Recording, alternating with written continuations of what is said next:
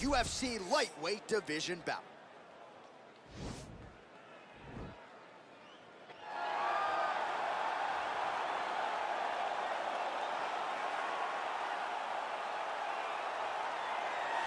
Well, it's always exciting when you have such a high-level Brazilian Jiu-Jitsu practitioner. This man has been a master of the submission in the UFC, and even though a lot of people know what's coming, more often than not, they're unable to stop it. Because the knowledge of the Jiu-Jitsu game is truly something that it's hard to replicate when a guy is as good as he is.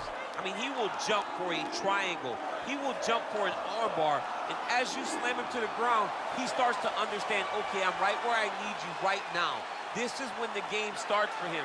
If he doesn't secure that submission, he gets you where he needs you to be in order to start to really make you drown. It's like going in deep water and getting pulled down over and over again, because every time you think, if I do this, it'll make it better, it just makes it worse. And best of luck trying to find a training partner to simulate this guy in the gym.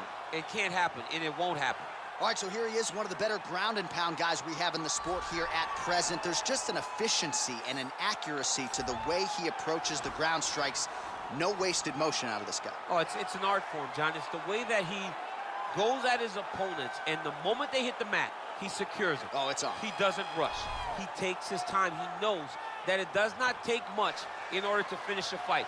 So he'll find his posture. He doesn't waste time with his head in the chest just punching. He finds posture. Once he finds posture, he can get momentum to land the big strikes, then he moves position. And then he goes and he finds another strike. Before long, you see his opponent's face swelling. You see the eyes all split open and beat. It's truly, truly amazing to watch him and watch his approach to ground and pound. And great cardio allows him to stay heavy. We've seen a lot of fighters just struggle to buck him off. We'll see how it goes tonight.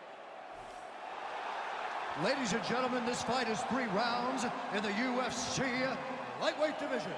Introducing first, fighting out of the blue corner, a jiu-jitsu fighter holding a professional record of 34 wins, 9 losses, and 1 no contest. He stands 5 feet 10 inches tall, weighing in at 155 pounds.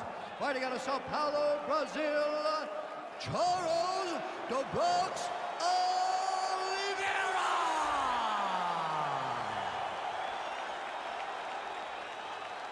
And now introducing his opponent, fighting out of the red corner. This man is a wrestler, holding a professional record of 24 wins, 1 loss. He stands 5 feet 10 inches tall, weighing in at 155 pounds. Fighting out of Makhachev, Russia, Islam Makhachev. And with the action begins, our referee in charge, Herb Dean. So Herb Dean, third man in there for this one. Ready. You ready to fight? All right, here we are back inside Toyota Center, Houston, Texas. And it seems like every time the UFC comes here, something special happens. UFC 192, obviously an epic title fight between you and Alexander Gustafsson. UFC 166, one of the greatest fight cards of all time. Houston's got another one in store tonight. Yes, tonight you have a chance to make... Hip tosses him down. Now we'll see if he can advance position. I mean, right into side control. Well, there are few things more fun to watch in mixed martial arts than these type of transitions and scrambles on the ground. High-level grappling can really be entertaining. Crazy accuracy and efficiency with these ground and pound strikes here. And if you're the opponent, you got to intelligently defend or the referee's going to stop it. You got to defend. But you can see him now starting to gain posture, and the intensity at which he's throwing these ground strikes is starting to improve. It's starting to elevate because he knows that he can get the finish. Bottom fighter trying to control posture, unable to do so. And now he's in a lot of danger. He's got to grab that head or he's going to get blasted. Close guard. Oh, big combination of ground and pound strikes here, DC. This could be the beginning of the end. I mean, you got to be very careful when you take these big ground and pound strikes. You need to control posture on the bottom. And if you're the top guy, the guy that's looking to finish, continue to gain posture and rain down big strikes on your opponent. Strong bottom work here, staying busy.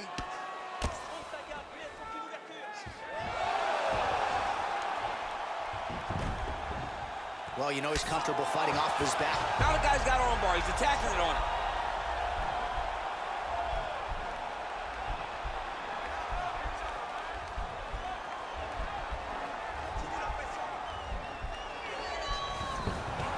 Nicely done.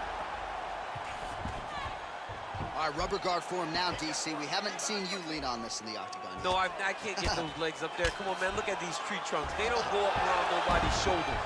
I like to keep my feet on the ground, and I like to grind. That's what I'm known for. But this guy has that dexterity. He has that ability to throw up the rubber guard, to be able to threaten from a position where his opponent was trying to find safety. There are many, many attacks here. Let's see which one he chooses to go after. All right, this position now, what we call the north-south. If you're the bottom fighter, what are you trying to do to get out of harm's way? Man, it's tough on the bottom. It's very tough because everything hurts, right? It doesn't matter that they're not completely driving the shoulder in. It just, everything hurts. So you wait for your opponent to go to his next action. And when he does, you go and attack the hands. You get to your knees and you attack the hands with both hands. And now he has a headlock trying to pin his opponent's back down flat onto the mat. Look from the transition to an arm triangle to try to chase the finish. Oh, and there's the horn at the end of the round. So the fighter was really caught in a submission there just as the horn sounded. Safe to say he was saved by the bell there. So back to the stools they go. 60 seconds to recover here. We're going to fight on, ladies and gentlemen. Another round coming up. All right, now we take a look back at some of the action in that previous round, DC. A lot to like on both sides. I mean, both were intent on going forward. And what happens when nobody wants to take a step back? They meet in the middle. That's exactly what they did, and they both found success over the course of that round. You ready to fight? Ready. All right, let's get to round two. Look at him drive his shin into the opponent's body with that body kick. Missed with that attempt. Look at the angle of that nice body kick. Oh, big knee to the body. That'll soften him up. Oh, beautiful level change. Oh, now trying to isolate an arm, DC. He needs to move his hips back to cover. He cannot allow him on that angle.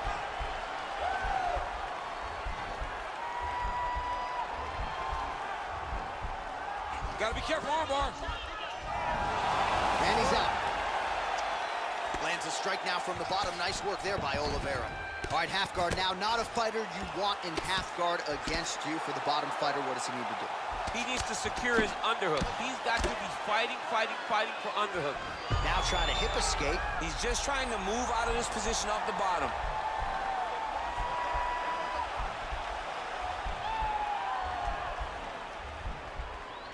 The Kimura is not the arm. It's the shoulder pressure that usually makes you tap.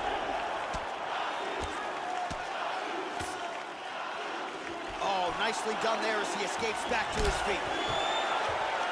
Well, a really good second round for him thus far. After a somewhat lackluster first round, he has found the rhythm and found his striking range. Scary proposition for the opponent now here in round two.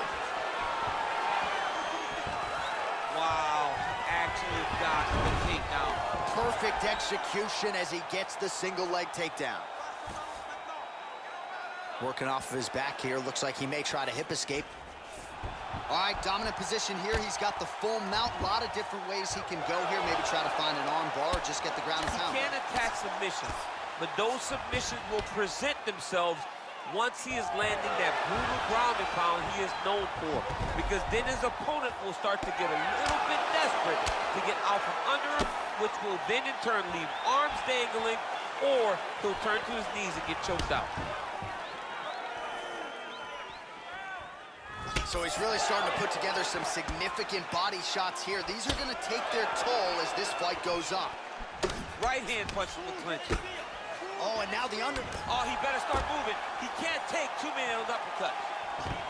Beautiful entry as he gets the takedown late in the round, too, which could have... Now he's attacking the triangle. Triangle looks pretty tight, DC. I'm no Brazilian Jiu-Jitsu black belt, but maybe not good here. No, it looks like it's getting in deep. Oh!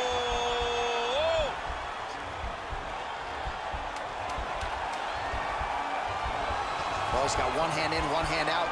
Not what you're looking for defensively.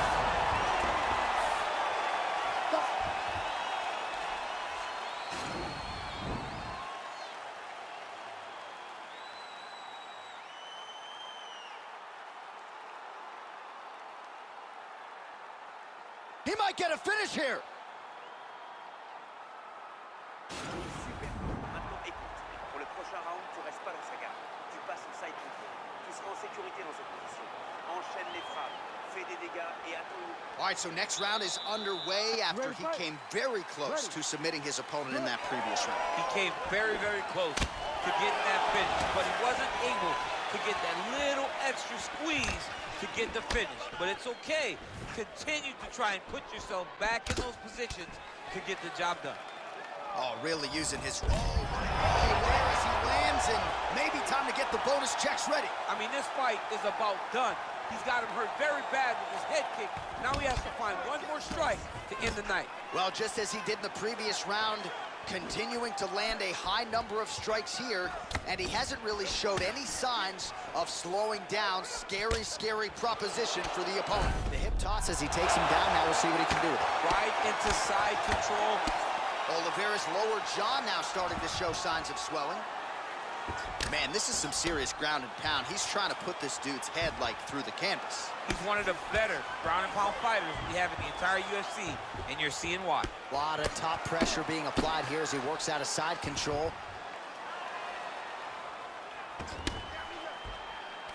Just over 3 minutes to go in our third and final round. Side control now, DC. A lot of options at his disposal from here.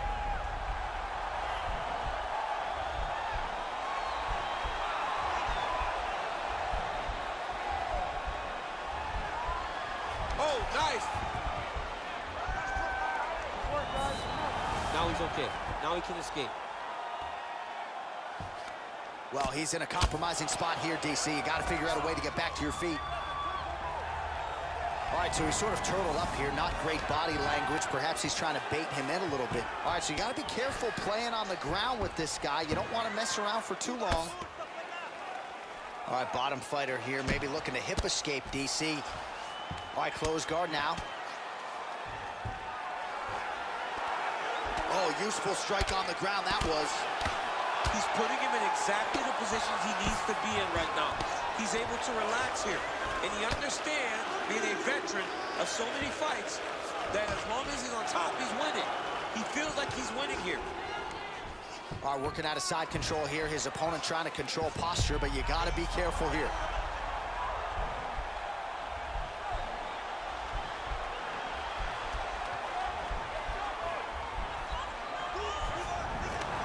Nicely done. Oh, he postured up there, gained some valuable separation. And now the ground and pound starts. All right, he's very comfortable fighting off his back, DC. Now looks like he's trying to hip escape. Yeah, he's trying to hip escape or maybe look for a Kimura here. All right, so inside the open guard of his opponent. You got to be careful playing around for too long here on the ground with this guy. A lot of top pressure being applied here. Well, you got to be working off of your back. He's certainly doing so here. Nice punch. All right, so the fighters go the distance tonight. We'll look back at some of the highlights, and if you can't stop the takedown, probably not getting your hand raised tonight. And he was willing to land multiple takedowns. It wasn't one takedown in a whole bunch of top control. It was multiple takedowns that allowed him to get this victory. Great performance.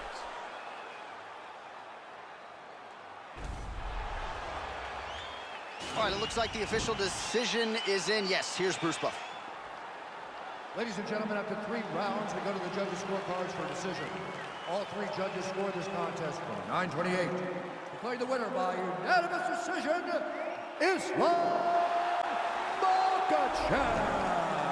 All right, so the judges are in agreement tonight. He is your winner by unanimous decision. Certainly pretty easy fight to score, I thought. Yeah, I thought it was an easy fight to score. Whereas his opponent had a few moments, he was the one that truly did lead all the interactions. He's the person that truly did dictate if the fight was standing or on the ground. This is his fight. He won this fight, and he won it in dominant fashion.